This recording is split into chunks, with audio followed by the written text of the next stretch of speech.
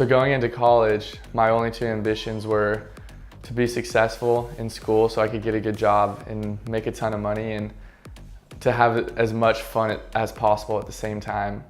I ended up joining a fraternity because this is what the world told me would be fun. At the same time, I was killing it in school.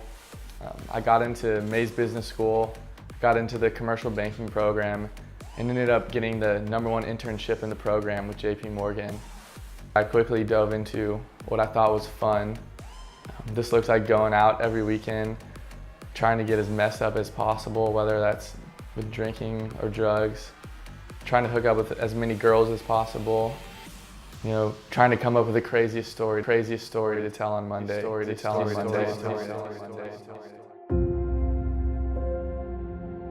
So my identity was in still trying to please people with everything I did. And so I felt myself falling into sin again and again, not wanting to be a part of it, but just doing it to try and be cool, try and be like my friends, trying to impress them. I got wrapped up in being someone who I didn't want to be. But one day I was sitting by a pool in my backyard, and all these people were outside partying, and it seemed like they were having a great time, and I was just sitting there, and all these emotions of anxiety, shame, guilt, just depression, and who I had become, what I was doing with my life, my purpose, all hit me, and I just felt so trapped.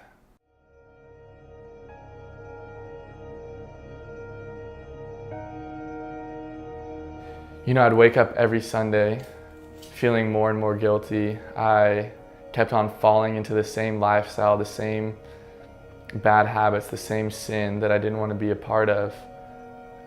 And I didn't know what to do with this guilt. I didn't know how to stop.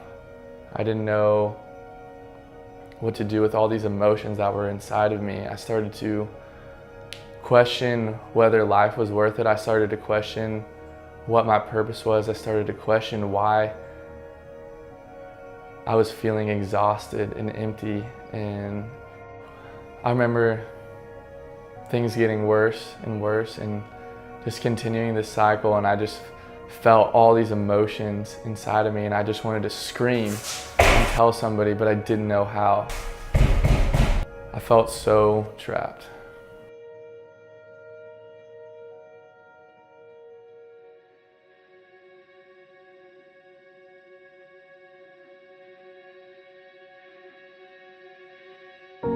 So at the beginning of junior year, I was scholarship chairman for Beta, and I was overseeing mandatory study hours for all these pledges.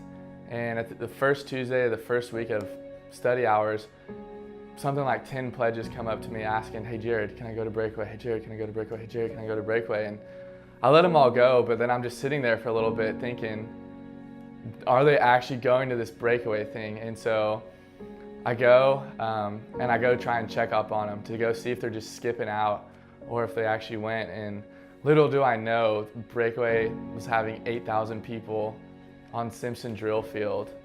And this just blew me away. So I had no idea what I was walking up to, but I can clearly remember walking up and just seeing so many people who were so hyped to worship God, and they just seemed joyful and confident and stress-free, and I wanted that.